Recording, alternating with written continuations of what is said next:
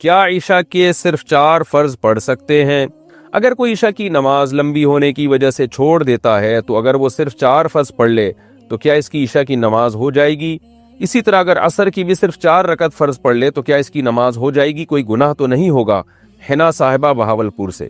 جی حنا صاحبہ، بالکل فرض نماز ہو جائے گی۔ 17 رکعتیں سوچ کے نماز ہی چھوڑ دینا عشاء کی، یہ تو بہت بڑا ظلم ہے۔ تو 4 فرض یہ بہت زیادہ ضروری ہیں۔ اگر کوئی سنتیں نہیں پڑھ رہا، صرف 4 فرض پڑھ لیتا ہے تو فرض تو ذمے سے ساقط ہو گئے نا، ورنہ فرض چھوڑنا تو کبیرہ، بہت بڑا گناہ ہے اسلام میں۔ تو کسی بھی طرح ہو فرض بہرحال پڑھیں۔ باقی عشاء کے بعد 2 سنتیں مؤکدہ ہیں تو وہ بھی پڑھ لے، کیا جا رہا ہے اس میں، وہ بھی مؤکدہ ہیں۔ کبھی کبھار چھوڑ دیں تو کوئی حرج نہیں ہے، لیکن چھوڑنے کا معمول بنا لینا، اس میں گناہ کا خطرہ ہے، ایسا شخص قابل ملامت ہے، نبی کی شفاعت سے محروم ہونے کا خطرہ ہے۔ تو اس لیے 2 سنتوں کو کبھی معمول بنانا چاہیے، کبھی کبھار چھوٹ جائے تو کوئی حرج نہیں ہے، لیکن بہرحال 2 سنتوں میں اور 4 فرض میں زمین آسمان کا فرق ہے۔ 2 سنتوں کے چکر میں 4 فرض کبھی بھی نہ چھوڑیں، نہیں پڑھے جا رہے تو 4 فرض ہی پڑھ لیں، تو لیکن عام 2 سنتوں کا بھی معمول بنا لیں۔ تو 6 رکعتیں عشاء کی، جس کو ہم کسی حد تک ضروری کہہ سکتے ہیں۔ 4 فرض تو وہ تو فرض ہیں بہرحال، اور 2 سنتیں مؤکدہ ہیں، وہ چھوڑنا حرام اور کبیرہ گناہ تو نہیں ہے، لیکن قابل ملامت ہے ایسا شخص جو سنتیں نہ پڑھے۔ اور وطر 3 رکعت وطر رہ گئے، وہ پوری رات میں کبھی بھی پڑھ لے، وہ بھی واجب ہیں، وہ چھوڑیں گے تو گناہ گار ہوں گے۔ باقی عصر سے پہلے 4 رکعتیں پڑھنا وہ سنت ہے، وہ لازمی نہیں ہے۔ ظہر، عصر اور عشاء کی 4 سنتوں کی فضیلت۔ ظہر، عصر اور عشاء سے پہلے 4 رکعت سنت پڑھنے کی کیا فضیلت ہے؟ اگر کوئی انہیں مستقل چھوڑ دے تو کیا وہ گناہگار ہوگا؟ ارسلان راولپنڈی سے۔ دیکھیں، عصر اور عشاء کی جو 4 سنتیں ہیں وہ تو سنتیں غیر مؤکدہ ہیں، ان کو اگر چھوڑ دیں تو کوئی گناہ نہیں ہے، لیکن ظہر سے پہلے کی 4 سنتیں وہ مؤکدہ ہیں، کبھی کبھار چھوٹ گئی، تھکاوٹ ہے تو الگ بات ہے، لیکن چھوڑنے کا معمول بنا دینا یہ جائز نہیں۔ ہاں، فضیلت کیا ہے؟ ظہر سے پہلے کی سنت کی فضیلت تو یہ کہ نبی نے ہمیشہ پڑھی ہیں۔ عصر سے پہلے جو 4 سنتیں ان کی فضیلت میں آتا ہے، رسول اللہ صلی اللہ علیہ وسلم نے فرمایا، رحم اللہ عبدن، اللہ اس بندے پر رحم کرے جو عصر سے پہلے یصلی 4 قبل العصر، جو عصر سے پہلے 4 رکعتیں پڑھے، کما قال صلی اللہ علیہ وسلم۔ تو یہ فضیلت ہے حدیث میں، اللہ اس پر رحم کرے، تو نبی کی زبان سے رحمت کی دعا نکل گئی۔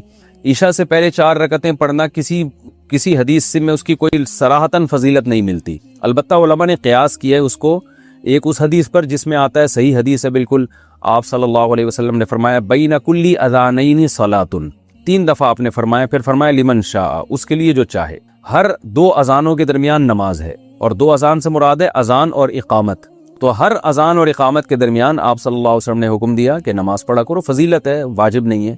تو اس سے پتہ چلتا ہے بھائی عشاء میں بھی عشاء کے فرض یعنی اذان اور اقامت کے درمیان ہمیں نماز پڑھنی چاہیے، تو کم از کم 2 رکعت تو پڑھنی چاہیے۔ 4 رکعتوں کا علماء نے اس لیے کہا کہ قیاس کر کے، قیاس بھی ایک شرعی دلیل ہوتی ہے کہ بھائی جو رکعتیں 4 رکعتوں والی فرض ہیں ان سے پہلے 4 رکعتیں پڑھنے کا حکم دیا جاتا ہے، جیسے ظہر کی 4 رکعتیں ان سے پہلے 4، عصر کی 4 رکعتیں ان سے پہلے 4، تو اس سے پتہ چلتا ہے عشاء سے پہلے بھی 4 ہی ہوں گی، کیونکہ نبی نے کوئی مقدار متعین نہیں کی۔ لیکن ہم ظہر اور عصر پہ اگر قیاس کرتے تو اس سے یعنی استیناس کیا جا سکتا ہے کہ جب ظہر اور عصر سے پہلے 4 ہیں تو عشاء سے پہلے بھی 4 ہوں گی، کیونکہ فجر سے پہلے 2 ہیں، کیونکہ فجر کے فرض 2 ہیں۔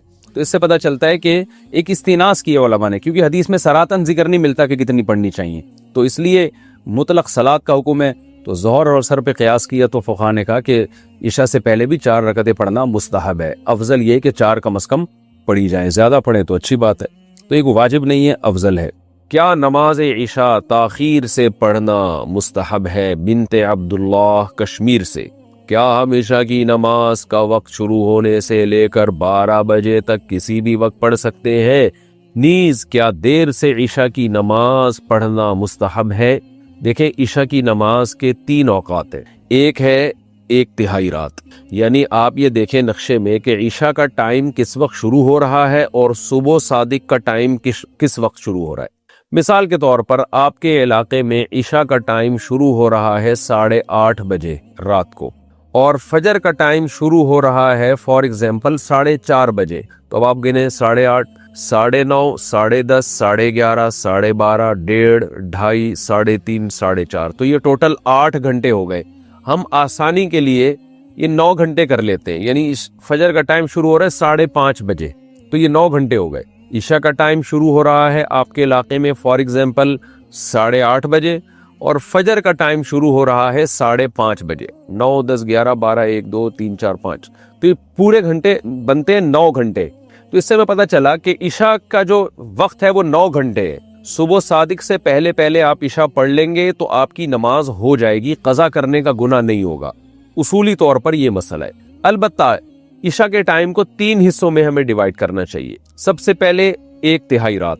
اب آپ بتائیں 9 گھنٹے جب عشاء کا ٹائم آپ کے علاقے میں اگر بن رہا ہے تو 1/3 یا 1/3 رات کب ہوگی؟ جب 3 گھنٹے پورے ہو جائیں گے، یعنی 8:30 بجے اگر عشاء کا ٹائم شروع ہو رہا ہے، 9:30 10:30 11:30، یہ ہے 1/3۔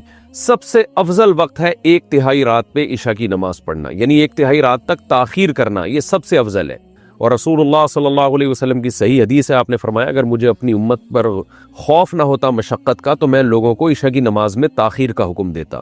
تو مشقت کا خوف تھا اس لیے آپ نے اس کو واجب نہیں قرار دیا، لیکن افضل بہرحال یہی ہے کہ عشاء کی نماز اگر 9 گھنٹے کی رات ہے اور 8:30 بجے ٹائم شروع ہو رہا ہے تو 11:30 بجے پڑھی جائے، یہ سب سے افضل وقت ہے۔ 1/3 رات کے بعد پھر تاخیر کرنا یہ غیر افضل ہے، ناپسندیدہ ہے آدھی رات تک۔ اب آدھی رات کب ہوگی؟ جیسے 8:30 بجے عشاء شروع ہو رہی ہے اور 9 گھنٹے کا ہے تو یہ 4.5 گھنٹے میں آدھی رات ہو جائے گی، یعنی 8:30 9:30 10:30 11:30 12:30 1 بجے تک بھی آپ عشاء کی نماز پڑھ سکتے ہیں، جائز ہے، ثواب کم ہوگا۔ 1 بجے کے بعد کراہت ہے، یعنی آدھی رات کے بعد عشاء میں تاخیر کرنا مکروہ ہے، ناپسندیدہ ہے۔ پھر جتنی تاخیر کریں گے اتنی ہی کراہت بڑھتی چلی جائے گی، مکروہ اس میں مکروہ والا عنصر بڑھتا چلا جائے گا۔ تو اس لیے حتی الامکان آدھی رات سے پہلے پہلے عشاء پڑھ لینی چاہیے، اور افضل ہے کہ 1/3 رات تک اس کو مؤخر کیا جائے۔ لیکن یہ خواتین کے لیے ہے یا ان لوگوں کے لیے ہے جو سفر میں ہو اور جماعت سے نماز نہ پڑھ رہے ہو کسی وجہ سے۔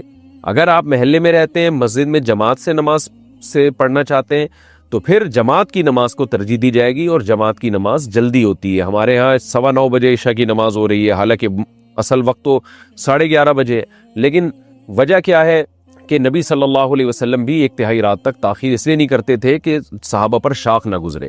تو اگر مسجدوں میں اتنی دیر سے جماعت کی نمازیں ہونا شروع ہو جائیں گی تو اس بات کا امکان ہے کہ لوگ نماز چھوڑ دیں گے سستی میں۔ تو نماز کو بچانا اور جماعت سے پڑھنا یہ زیادہ امپورٹنٹ ہے۔ آپ انفرادی نماز پڑھیں 1/3 رات تک مؤخر کرنے سے، یعنی انفرادی طور پر 1/3 رات تک مؤخر کرنے سے افضل ہے کہ آپ جلدی پڑھ لیں مگر جماعت سے پڑھیں۔ تو جماعت چھوڑنا بہرحال مسجد کی جائز نہیں ہے۔ تو مسجدوں میں جس ٹائم پہ نماز ہو رہی ہو آپ نے وہی نماز پڑھنی ہے، اسی ٹائم پہ، چاہے وہ جلدی ہو رہی ہو چاہے وہ دیر سے ہو رہی ہو، تاکہ جماعت کی فضیلت نہ چھوٹے آپ سے۔ جماعت سے نماز پڑھنا چونکہ واجب ہے، نہیں پڑھیں گے گناہگار ہوں گے، اور اگر انفرادی پڑھنی ہو کسی عذر سے تو پھر بہتر یہی ہے، جیسے خواتین تو انفرادی پڑھتی ہیں گھروں کے اندر، تو پھر بہتر یہی ہے کہ 11:30 بجے تک مؤخر کیا جائے۔ لیکن یہ بھی اس خاتون کے لیے افضل ہے جس میں نیند کا بہت زیادہ غلبہ نہ ہو، اور یہ بھی خطرہ نہ ہو کہ اتنی دیر سے سونے میں فجر قضا ہونے کا خطرہ نہ ہو۔ تو اگر خطرہ ہے، آپ کو یہ ڈر ہے کہ نیند کا غلبہ ہو جائے گا، سستی ہو جائے گی، تو بھائی پھر بہتر یہی ہے کہ وقت داخل ہوتے ہی پڑھ لیا کرے، جیسے ہی وقت داخل ہو پڑھ لیں تاکہ قضا ہونے کا خطرہ ختم ہو جائے۔ عورت کی ڈیلیوری کے وقت ہسپتال میں مرد ہوتے ہیں اور ڈاکٹر بھی مرد ہوتے ہیں، اس بارے میں بتائیں کیا یہ صحیح ہے؟ کہاں سے صحیح ہو گیا بھائی، ایک حیا کی بات ہے۔ بس بات یہی ہے کہ حیا جب ختم ہو جائے تو پھر جو چاہے کرو۔ ہم لوگ ہر چیزوں میں گوروں کے پیچھے پڑے ہوئے ہیں، بس کہ دیکھو وہ ان کے ہاں تو یہ حیا شیا چیزیں ہی نہیں ہیں، تو ان کا سسٹم سارا تباہ ہو گیا۔ الحیا جزء من الایمان، ایک روایت میں آتا ہے کہ حیا جو ہے وہ ایمان کا حصہ ہے، ایمان کا جز ہے۔ جیسے طہارت ایمان کا حصہ ہے، پاکی صفائی ایمان کا حصہ ہے، ایسے ہی حیا بھی ایمان کا حصہ ہے۔ تو اس لیے یہ بہت بری حرکت ہے۔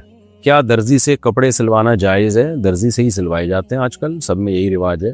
البتہ خواتین جو میل ٹیلر سے کپڑے سلواتی ہیں یہ حیا کے خلاف ہے، میں حرام ناجائز نہیں کہہ رہا، لیکن حیا کے بہرحال خلاف ہے۔ تو خواتین کو چاہیے کہ وہ خواتین ہی سے اپنے کپڑے سلوایا کریں۔ ناجب کمال کلکتہ انڈیا سے، کیا کسی بھی مسلک کے امام کے پیچھے نماز پڑھنا صحیح ہے؟ صحیح ہے، بشرطے کہ وہ توحید پرست ہو اور دین کے بنیادی عقیدوں کا انکار نہ کرتا ہو۔ توحید پرست کا مطلب یا رسول اللہ مدد، یا علی مدد یہ نعرے نہ لگاتا ہو، قبر پرست نہ ہو، قبروں سے دعائیں مانگنے کا قائل نہ ہو، نبی صلی اللہ علیہ وسلم کو ہر جگہ موجود حاضر ناظر مشکل کشا نہ سمجھتا ہو، یہ بنیادی عقیدہ توحید۔ اسی طرح ختم نبوت کا منکر نہ ہو۔ تو یہ اگر بنیادی عقیدے اس کے درست ہیں تو پھر کسی کے پیچھے بھی نماز ہو جاتی ہے۔ البتہ اپنی مرضی سے امام جو ہے فاسق آدمی کو نہیں بنانا چاہیے، نیک لوگوں کو امام بنانا چاہیے۔ لیکن بہرحال کوئی بھی امام ہو اور عقیدہ اس کا بیسک بنیادی عقیدے جو اسلام کے ہیں وہ درست ہو تو اس کے پیچھے نماز ہو جاتی ہے۔ اگر کسی لڑکی کو زندگی بھر شادی نہ کرنی ہو اور اس کے گھر والے زبردستی اس کا رشتہ طے کر دیں تو اس صورت میں کیا کریں؟ اس کو چاہیے شادی کر لے۔ وہ یہ لڑکیاں اس طرح کے بے وقوفی کرتی ہیں کہ ہم نے شادی نہیں کرنی اور عمریں نکال رہی ہوتی ہیں، بعد میں ڈپریشن میں جا کے پورے خاندان کو ٹینشن دیتی ہیں، پریشان کرتی ہیں۔ تو یہ حماقت ہوتی ہے، اس لیے ماں باپ کو فکر ہوتی ہے، پھر وہ زبردستی شادی کرتے ہیں۔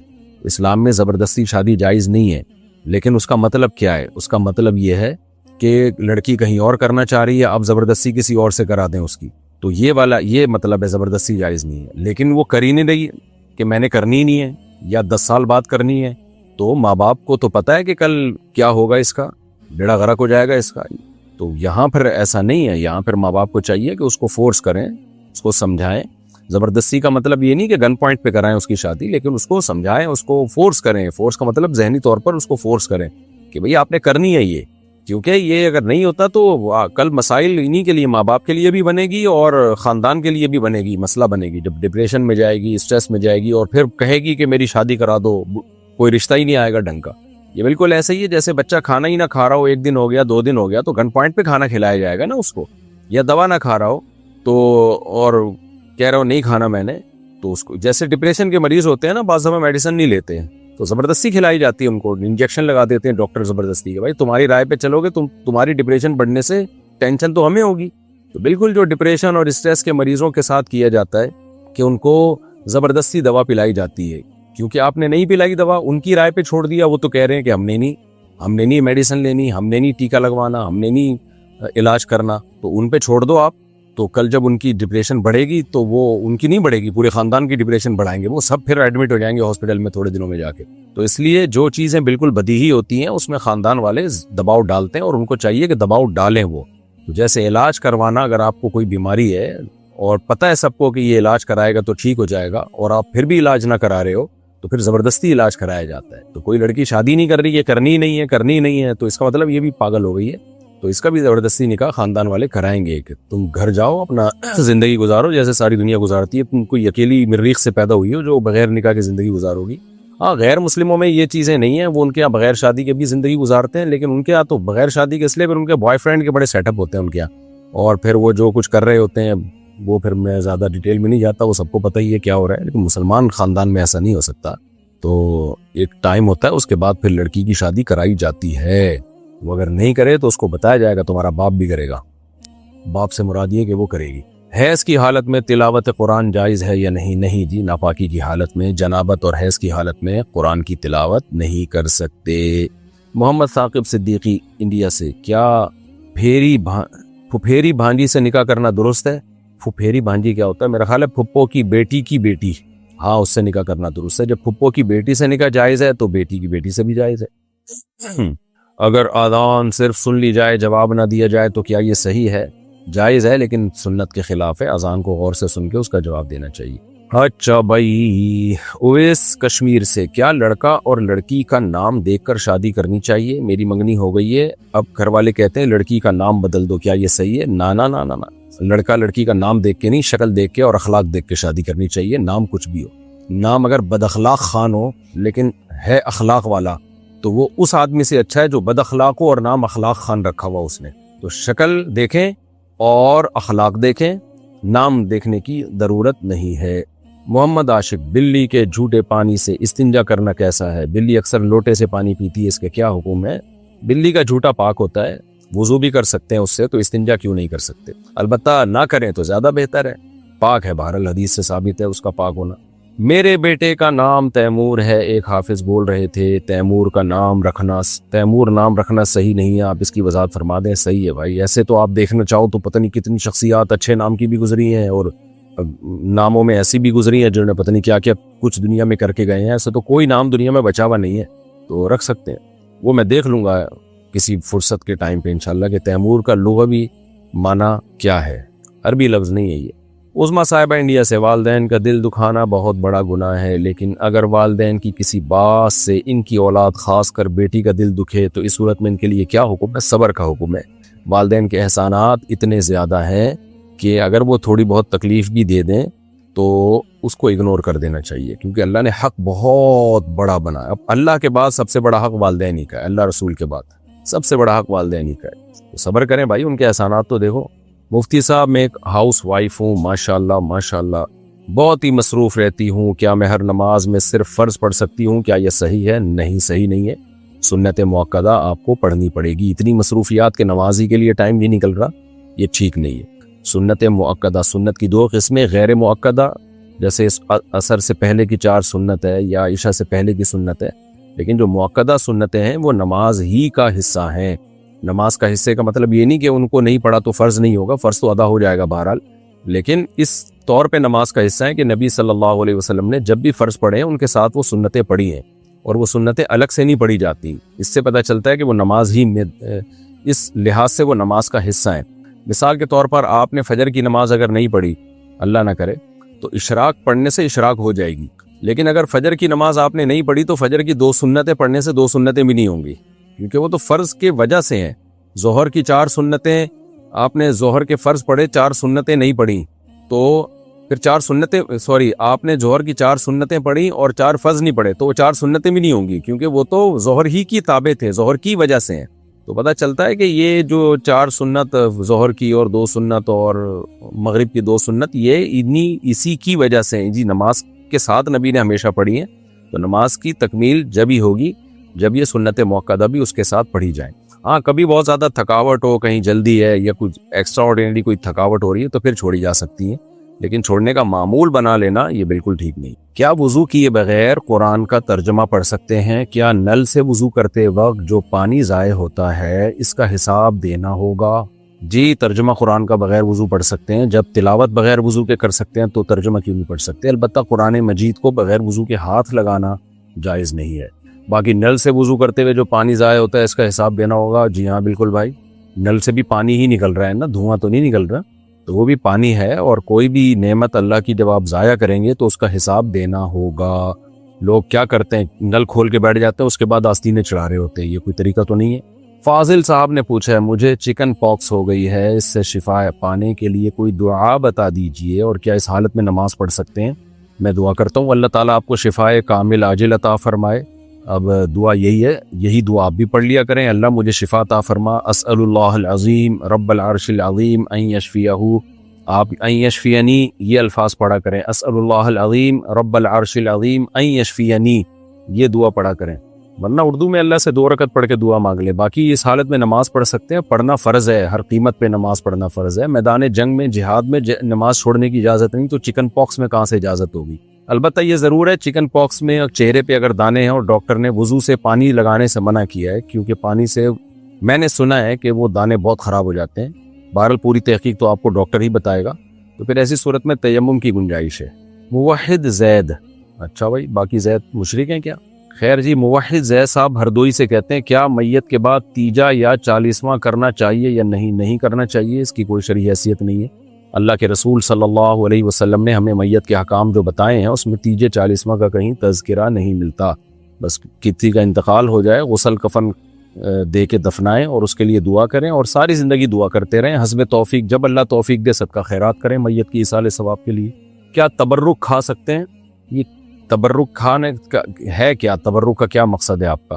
تو خالی لفظ سے تو مجھے نہیں پتہ چل رہا کہ آپ کی کیا مراد ہے. تو آپ اپنے سوال کو ذرا واضح کریں کہ کیا کھانا چاہتے ہیں آپ، اس کے بعد میں آپ کو بتاؤں گا کہ کھا سکتے ہیں کہ نہیں کھا سکتے. بعض دفعہ کسی بزرگ کا جھوٹا کھا لیا جاتا ہے کہ برکت کے لیے، تو جائز ہے. باقی اعمال کو فوکس کرنا چاہیے. اصل میں برکت آتی ہے اعمال سے.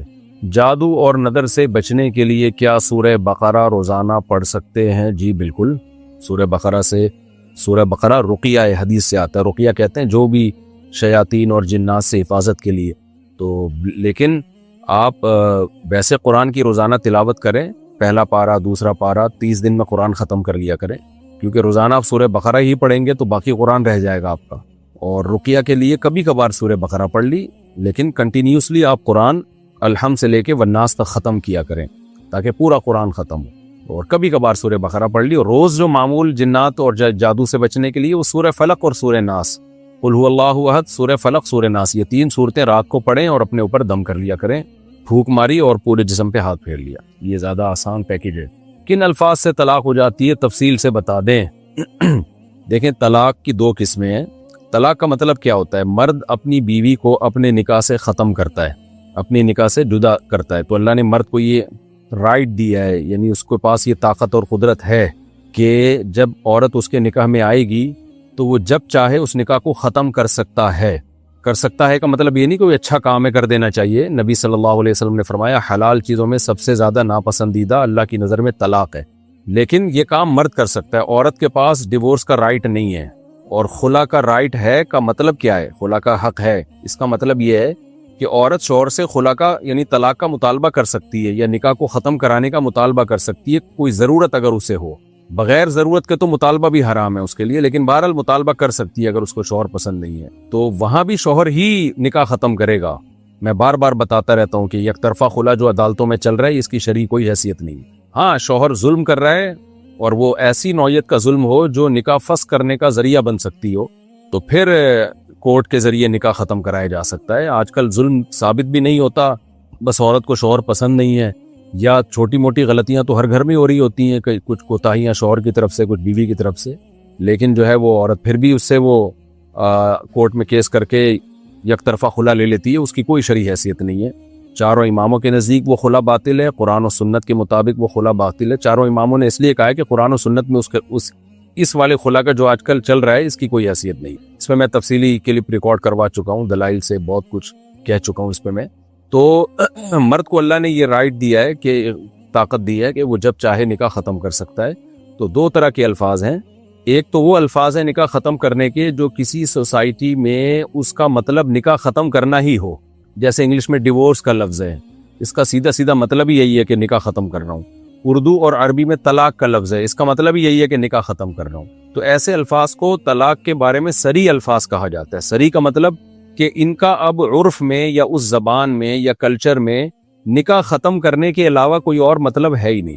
تو ایسا لفظ جب بھی استعمال کیا جائے گا تو شریعت نے ہمیں ایک اصول بتایا، قرآن سے ثابت ہے، الطلاق مرتان، کہ الطلاق مرتان کا پورا ترجمہ کیا ہوگا کہ وہ الفاظ جو کسی زبان میں نکاح ختم کرنے ہی کے لیے استعمال ہوتے ہیں وہ الفاظ تم 2 دفعہ استعمال کر سکتے ہو۔ تو 2 دفعہ استعمال کے بعد تمہیں یہ رائٹ ہے کہ چاہو تو رجوع کر لو، چاہو تو چھوڑ دو۔ تو الطلاق کا مطلب طلاق نہیں ہے، اس میں ڈیورس کا لفظ بھی آ گیا، حالانکہ وہ تو طلاق کا لفظ نہیں ہے۔ تو طلاق چونکہ عربوں میں نکاح ختم کرنے کے علاوہ کسی اور معنی میں استعمال ہی نہیں ہوتی تھی جب بیوی کی طرف وہ نسبت کرتے تھے، تو یہاں الطلاق مرتان کا مطلب قرآن میں کیا ہوگا کہ اب میں اس کا وہ ترجمہ کر رہا ہوں جو اس کا اصل مفہوم ہے۔ الطلاق مرتان وہ لفظ جو کسی زبان میں نکاح ختم کرنے کے علاوہ کسی اور معنی میں یوز ہی نہیں ہوتا، وہ لفظ تم 2 دفعہ استعمال کر سکتے ہو۔ فَإِمْسَاكٌ بِمَعْرُوفٍ أَوْ تَسْرِيحٌ بِإِحْسَانٍ۔ 2 دفعہ استعمال کرنے کے بعد تمہیں یہ رائٹ ہے کہ تم رجوع بھی کر سکتے ہو اور چاہو تو چھوڑ بھی سکتے ہو۔ اور اگر تیسری دفعہ یہ لفظ یوز کر لیا فَإِن طَلَّقَهَا، اگر تیسری دفعہ یہ لفظ یوز کر لیا، کون سا لفظ جو کسی زبان میں نکاح ختم کرنے کے علاوہ کسی اور معنی میں یوز ہی نہیں ہوتا، اور تیسری دفعہ اللہ کہتے ہیں اگر وہ لفظ تمہیں استعمال کر لیا تو پھر یہ عورت تمہارے لیے حلال نہیں ہے جب تک کہ یہ کہیں اور نکاح نہ کر لے، چاہے تو پھر اسی کے ساتھ زندگی گزار لے، اور اگر وہ چھوڑ دے تو عدت کے بعد پھر پہلے شوہر کے پاس آ سکتی ہے۔ اس کو کہتے ہیں صریح طلاق۔ دوسری طلاق ہوتی ہے کنایا۔ کنایا کا مطلب ہوتا ہے کہ آپ کوئی ایسا لفظ بیوی کو اپنے نکاح سے دور کرنے کے لیے، نکاح ختم کرنے کے لیے آپ استعمال کرتے ہیں جس کے 2 مطلب نکلتے ہیں۔ ایک مطلب تو یہ نکلتا ہے کہ شاید آپ نکاح ختم کرنا چاہ رہے ہیں، دوسرا مطلب کچھ اور بھی نکل سکتا ہے اس کا، تو ان الفاظ کو کہا جاتا ہے کنایا۔ تو ان کنایا الفاظ ہیں جیسے آج سے میرا تیرا تعلق ختم۔ اب بھائی تعلق ختم تو دونوں کیا مطلب، نکاح کا تعلق ختم ہے یا ویسے ہی تعلق ختم بھی لوگ کہہ رہے ہوتے ہیں کہ بھئی تمہارا میرا تعلق ہی نہیں ہے۔ تو ایسے موقع پہ پھر شوہر سے نیت پوچھی جائے گی یا دیکھا جائے گا کہ مذاکرہ طلاق، یعنی بات طلاق کی چل رہی تھی، بیوی نے طلاق مانگی تھی اور اس کے جواب میں اس نے یہ الفاظ کہے ہیں، تو واضح قرینہ موجود ہو جس سے پتہ چل رہا ہو کہ اس کی نیت طلاق کے علاوہ کچھ تھی نہیں، تو بھی طلاق واقع ہو جائے گی۔ اور اگر اس کی واضح قرینہ تو نہ ہو لیکن یہ خود دعویٰ کرے کہ میری نیت طلاق کی تھی، تو بھی طلاق واقع ہو جائے گی۔ تو ایسے کنایہ الفاظ کی بھی پھر 2 قسمیں ہیں۔ ایک تو وہ کنایہ الفاظ ہیں کہ اس لفظ سے ہی پتہ چلتا ہے کہ یہ نکاح کا رشتہ ختم کر رہا ہے، اور ایک یہ ہے کہ اس لفظ سے تو پتہ نہیں چل رہا لیکن اس کے جملے کو، اس کے کلام کو ٹھیک ماننے کے لیے ہمیں یہ ماننا پڑے گا کہ اس سے پہلے طلاق کا لفظ فرض کیا جائے۔ مثال سے بات انشاءاللہ سمجھ میں آ جائے گی۔ ویسے ہی تو یہ دینی مدارس کے طلبہ کے لیے لیکچر ہے، لیکن آج کل مجتہدین بہت مارکیٹ میں آ رہے ہیں اور فتوے ہر جگہ سے چل رہے ہیں، تو اس لیے تھوڑا تھوڑا قوم کو اویئر کرنا ضروری ہو جاتا ہے۔ اب دیکھو اس کی مثال ایسے ہے، جیسے ایک آدمی نے بیوی کو کہہ دیا آج سے میرا تیرا تعلق ختم، اور نیت اس کی یہی تھی کہ میں نکاح ختم کر رہا ہوں، اور وہ دعویٰ کرتا ہے کہ بھئی میری نیت یہی ہے کہ نکاح ختم کر رہا ہوں، تو پھر ایک طلاق واقع ہوگی اور طلاق بائن ہوگی۔ بائن کا مطلب رجوع کا حق نہیں ہوگا، کیونکہ تعلق ختم کا مطلب یہی ہے کہ نکاح میں نے ڈسکنیکٹ کر دیا، ختم، تو رجوع کا حق بھی نہیں ہے اب مجھے، اس نے اپنے رجوع کے حق کو خود ہی ختم کر دیا ہے۔ اور دوسرا طریقہ کنایا کا یہ ہے کہ آپ نے کوئی ایسا لفظ استعمال کیا کہ جس کے دو مطلب تو نکلتے ہیں، لیکن اگر ہم اس سے طلاق کا مطلب مراد لیں تو وہ لفظ بذات خود طلاق کے لیے نہیں ہوتا، بلکہ اس لفظ کو درست ماننے کے لیے ایک اور چیز فرض کرنی پڑے گی، طلاق کا جملہ فرض کرنا پڑے گا۔ اس کی مثال ایسے ہے، جیسے ایک آدمی اپنی بیوی سے کہتا ہے کہ اعتدی، یعنی تو عدت گزارنا شروع کر دے بس۔ اب اس سے پوچھا جائے گا کیا مطلب بھائی، تو کیا کہہ رہا ہے عدت گزارنا شروع کر دے؟ تو کیا تمہاری اس سے طلاق مراد ہے؟ کیونکہ طلاق کے بعد ہی عورت عدت گزارتی ہے، وہ کہے کہ ہاں میری مراد طلاق ہی تھی۔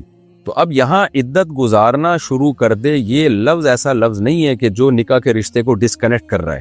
وہاں تو یہ تھا نا کہ میرا تیرا تعلق ختم، تو تعلق تو ختم جب ہی ہوگا جب نکاح کو ختم کیا جائے، تو وہاں تو اس کا گویا اس نے یوں کہا ہے کہ نکاح ختم۔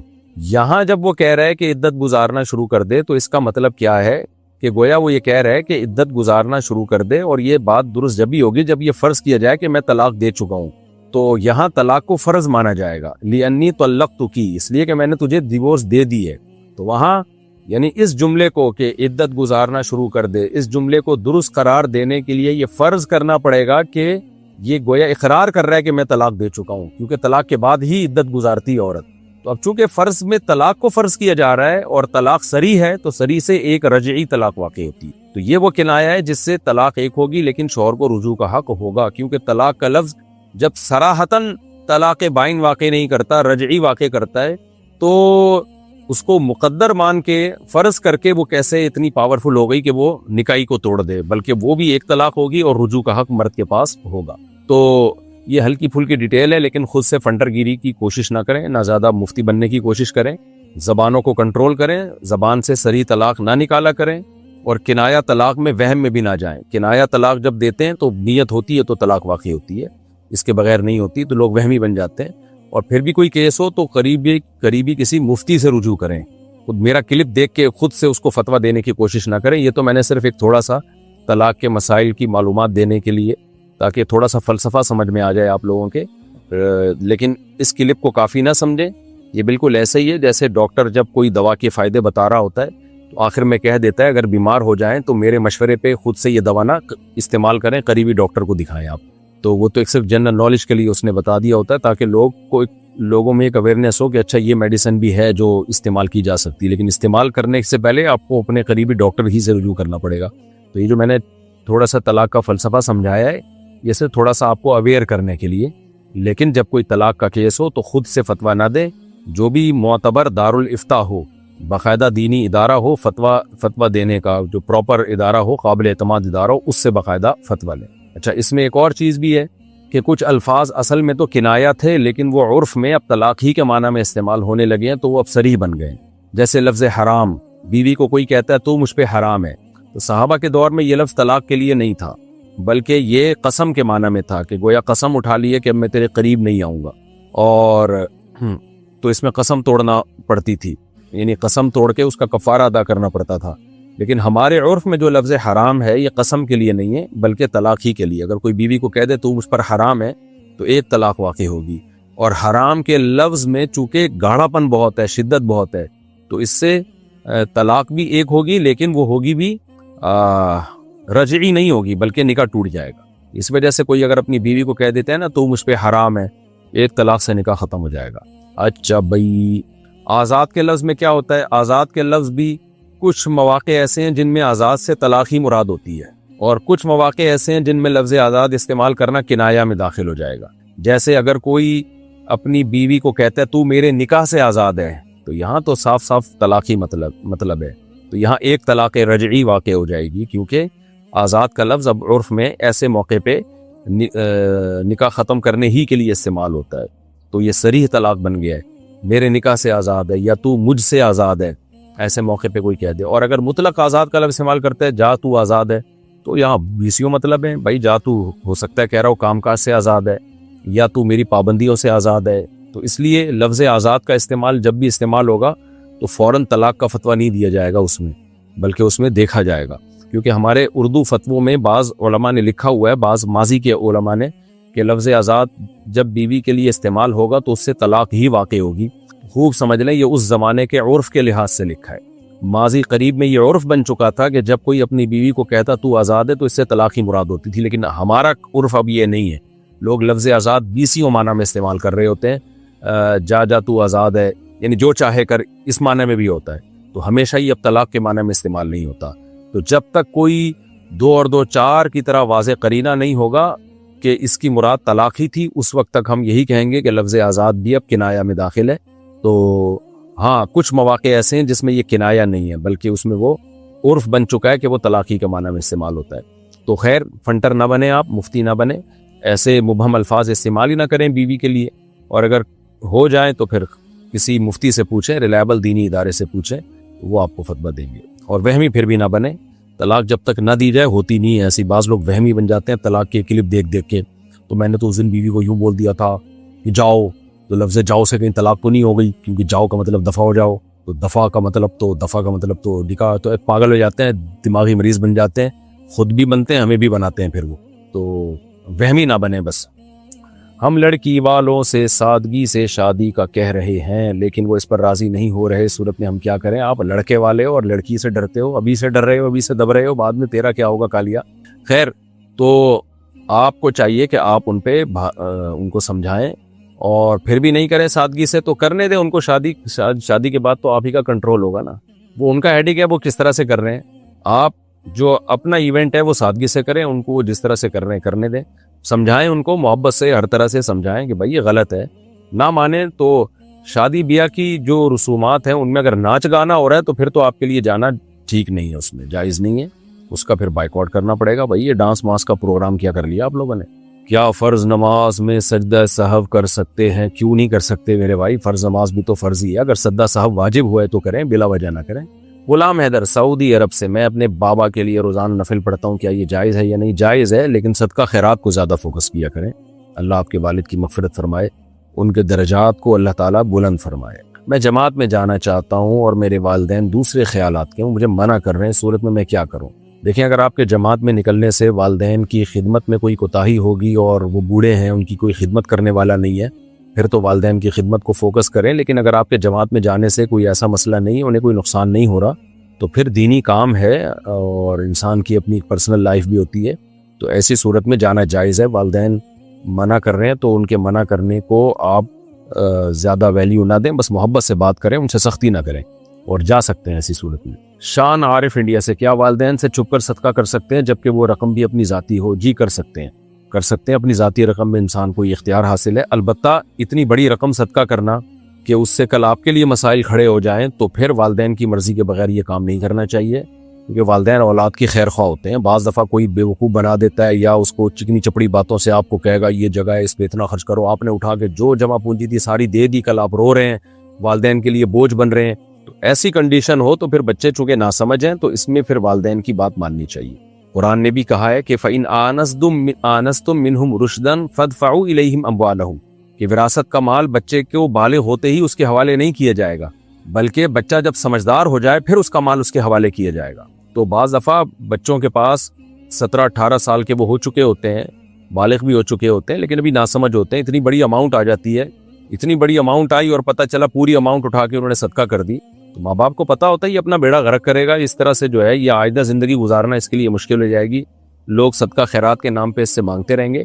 تو ایسی صورت میں اللہ نے باپ کو ولی بنایا ہے کہ باپ کو یہ رائٹ ہے کہ وہ بچے کو روکے بچے کے مال کے تحفظ کے لیے. اور اللہ نے یہ قرآن میں کہا ہے کہ بالغ ہوتے ہی انسان میں پیسہ خرچ کرنے کی سمجھ پیدا نہیں ہوتی ہے، لہذا ایسے ناسمجھ بالغوں کے حوالے ان کا مال نہیں کیا جائے گا تاکہ وہ ضائع نہ کر دیں، بلکہ وہ دیکھا جائے گا جب وہ میچور ہو جائیں تو میچور ہونے کے بعد ان کی دولت اور ان کا مال ان کے حوالے کیا جائے گا. آج دیکھ لیں 18 سال کے لونڈے لپاڑے کمانے لگے ہیں، اور کما کے پھر کرتے کیا ہیں؟ وہ چرس میں اڑا دیتے ہیں، عیاشی میں اڑا دیتے ہیں، اور اتنا بڑا صدقہ کر دیتے ہیں بعض دفعہ جوش میں آ کے کہ کل پھر لوگوں سے بھیک مانگتے پھر رہے ہوتے ہیں۔ تو والدین انسان کے خیر خواہ ہوتے ہیں، تو ایسی صورت میں اولاد کو والدین کو اعتماد میں لے کے چلنا چاہیے۔ ہاں تھوڑی بہت رقم صدقہ کریں، اس میں کوئی حرج نہیں ہے، اور یا والدین ہی بیچارے دیندار ہی نہ ہوں، وہ صدقہ خیرات ہی کو ناجائز سمجھتے ہوں، تو ایک الگ بات ہے۔ لیکن جو بچپن کی عمر ہے نا، کم از کم 23-24 سال تک کی عمر، یہ میچور نہیں ہوتا۔ 24-25 سال کے بعد جا کے انسان کافی اس بارے میں سمجھدار ہو جاتا ہے کہ آگے میرا فیوچر کیا ہے، کتنی میں صدقہ کروں، کتنی رکھوں، اور کیسے میں زندگی کو اسٹیبل کر کے چلوں میں۔ اچھا بھائی، احمد سراج، میں ایک ایسے آفس میں کام کرتا ہوں جو بینک کے لیے پراپرٹی ویلیویشن کا کام کرتے ہیں۔ بینک ان کی بتائی ہوئی پراپرٹی ویلیویشن پہ سودی قرض فراہم کرتی ہے۔ ایسے آفس میں کام کرنا جائز ہے یا نہیں؟ میرا تو یہی خیال ہے کہ یہ براہ راست تعاون ہی ہے ایک طرح کا، کیونکہ بینک کیا کرتا ہے کہ بھئی کسی کو سودی قرضہ دینا چاہتا ہے بینک، تو بینک نے یہ شرط لگائی ہوئی ہے کہ ہم قرضہ آپ کو جب دیں گے جب آپ یہ پراپرٹی خرید رہے ہو، تو ہمیں پتہ چلے کہ یہ پراپرٹی ہے کتنے کی، تو آپ اس پراپرٹی کی ویلیو نکال کے بتاتے ہو بینک کو کہ یہ اتنی کی پراپرٹی ہے، اور بتانے کا مقصد یہی ہوتا ہے تاکہ بینک اس کو سودی قرضہ دے۔ تو میری رائے میں یہ کام ٹھیک نہیں ہے، لیکن پھر بھی آپ کسی قریبی بڑے دارالفتہ سے، جامعۃ الرشید سے یا دارالعلوم کرنگی سے آپ تحریری فتویٰ لے لیں تو زیادہ اچھا ہے۔ میرے پاس اگر بھیج دیں تحریری فتویٰ تو بھی ٹھیک ہے۔ ہمارا ایڈریس ہے Mufti Tariq Masood, block ST 10 sector 10 north Karachi, Alfalahiya مسجد، یہاں بھیج دیں، کیونکہ ریٹن میں جب کوئی سوال آتا ہے تو اس پہ پراپر وے میں تحقیق کرنا آسان ہو جاتا ہے میرے لیے۔ تو ریٹن میں جب کوئی سوال آتا ہے نا، تو ریٹن میں جواب لکھنے میں انسان کا معیار بہت اونچا ہوتا ہے، تو اس میں میں بھی اس پہ انشاءاللہ غور کر لوں گا۔ سر دست آپ فوری طور پہ فتویٰ لینا چاہیں تو دارالعلوم کرنگی یا جامعۃ الرشید یا اور کسی ایسے دینی ادارے میں آپ بھیج سکتے ہیں۔ محمد فیروز، سعودی عرب سے، کسی کے ادھار پیسے واپس کیسے لوٹاؤں؟ میں 4 سال سے انہیں ڈھونڈ رہا ہوں، لیکن ان کا پتہ وغیرہ کچھ بھی میرے پاس نہیں۔ ان کے پیسے آپ محفوظ کر لیں، انشاءاللہ ایک نہ ایک دن آ جائیں گے۔ اور اگر بالکل ہی نا امید ہو جائیں کہ اب ناممکن ہے اس بندے کا پتہ چلانا، پوری ایڑی چوٹی کا پہلے تو زور لگا لیں، تو پھر بھی کوئی ساری امیدیں جب بالکل ختم ہو جائیں تو پھر آپ ان کے کسی ریلیٹیو، جو ظاہر ریلیٹیو کا پتہ چل جائے تو ان کا بھی پتہ چل جائے گا، نہ وہ مل رہے ہیں نہ کوئی ریلیٹیو مل رہا ہے، تو پھر اتنی رقم آپ ثواب کی نیت، ان کی طرف سے ثواب کی نیت سے صدقہ کر سکتے ہیں۔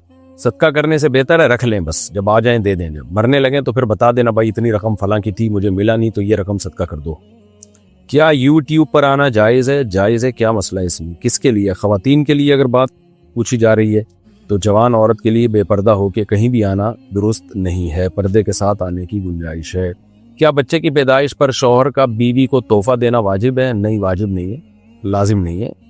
اچھا بھائی، مفتی صاحب مجھ سے گناہ ہوا ہے، گھر پر لڑائی ہوئی تھی اور میری امی نے قرآن کا واسطہ دیا تو میں نے غصے کی حالت میں قرآن پھاڑ دیا، استغفر اللہ۔ میرے بھائی کوئی ہلکا کام کر لیا کرو، خدا کے بندو، تو سوال پڑھتے ہوئے بھی آدمی کپ کپانے لگتا ہے۔ مجھے بتائیے میں کیا کروں؟ آپ ایمان کی تجدید بھی کریں اور خوب گڑ گڑا کے اللہ سے توبہ استغفار کریں، کلمہ بھی دوبارہ پڑھیں، اور اگر آپ شادی شدہ ہیں تو نکاح کی تجدید بھی کریں، آپ نئے مہر کے ساتھ زوجہ سے دوبارہ نکاح بھی کریں اور توبہ کریں اللہ تعالیٰ سے، اللہ تعالیٰ معاف کرنے والا ہے۔ فیروز شیخ، سعودی عرب سے، بیوی سے اظہار محبت کس طرح کریں؟ میں کوئی بھائی آپ کو، اللہ آپ کو نیک صالح توفیق عطا فرمائے۔ میں سعودی عرب میں رہتا ہوں، فون پر حال چال تو پوچھ لیتا ہوں لیکن محبت کا اظہار نہیں کر پاتا۔ نبی کریم صلی اللہ علیہ وسلم کا بیوی سے اظہار محبت کا کوئی طریقہ بتا دیں۔ دیکھیں، محبت کا اظہار کرنا چاہیے، لیکن ہر ایک کے اظہار کا طریقہ دوسرے سے مختلف ہوتا ہے۔ کچھ لوگ گفٹ دے کے اظہار کر لیتے ہیں، کچھ زبان کے ڈائلاگ ہوتے ہیں۔ اچھا، خواتین جو ہے نا منہ کے فائر کو زیادہ ویلیو دیتی ہیں۔ شوہر اگر منہ سے ڈائلاگ نکالتا ہے آئی لو یو، میں تم سے محبت کرتا ہوں، اس سے ایسے میاں سے زیادہ انسپائر ہوتی ہیں۔ وہ میاں جو بیوی کے سارے حقوق پورے کر رہا ہو اور اس کے علاوہ بھی اس کو کبھی کبھار گھمانے پھرانے بھی لے جاتا ہو اور اس کو ٹائم بھی دیتا ہو، لیکن منہ سے یہ نہ پھوٹتا ہو کہ آئی لو یو، تو خواتین کو ایسے میاں کی کوئی قدر نہیں ہوتی۔ تو یہ عجیب کس حساب کتاب ہے بھائی؟ جو محبت کو دلیل سے ثابت کر رہا ہے اپنے عمل سے، وہ تو زیادہ محبت کر رہا ہے، اور جو منہ سے بول رہا ہے اور اپنے حقوق پورے نہیں کر رہا، اس کو زیادہ ویلیو دے رہی ہے، کیونکہ جذباتی ہوتی ہیں نا، دل نرم ہوتا ہے عورتوں کا، تو باتوں میں جلدی آ جاتی ہیں۔ تو اس لیے میں خواتین سے بھی کہوں گا کہ آپ کا میاں اگر آپ کے بیسک حقوق پورے کر رہا ہے اور مناسب ٹائم بھی آپ کو دیتا ہے، کبھی کبھار آؤٹنگ پہ بھی لے کے نکل جاتا ہے اور کچھ جیب خرچی بھی دے رہا ہے آپ کو، تو اب اس کو آئی لو یو کہنے کی ضرورت ہے نہیں، یہ آپ سے محبت کر رہا ہے، اور اگر وہ آئی لو یو پہ ٹرخا کے رکھا ہوا ہے، اس نے بیسک حقوق پورے نہیں کر رہا، تو وہ آئی لو یو سے کچھ نہیں ہوتا پھر۔ بہرحال بیوی سے محبت کا اظہار آئی لو یو کے ذریعے یا کسی بھی طریقے سے کرنا چاہیے۔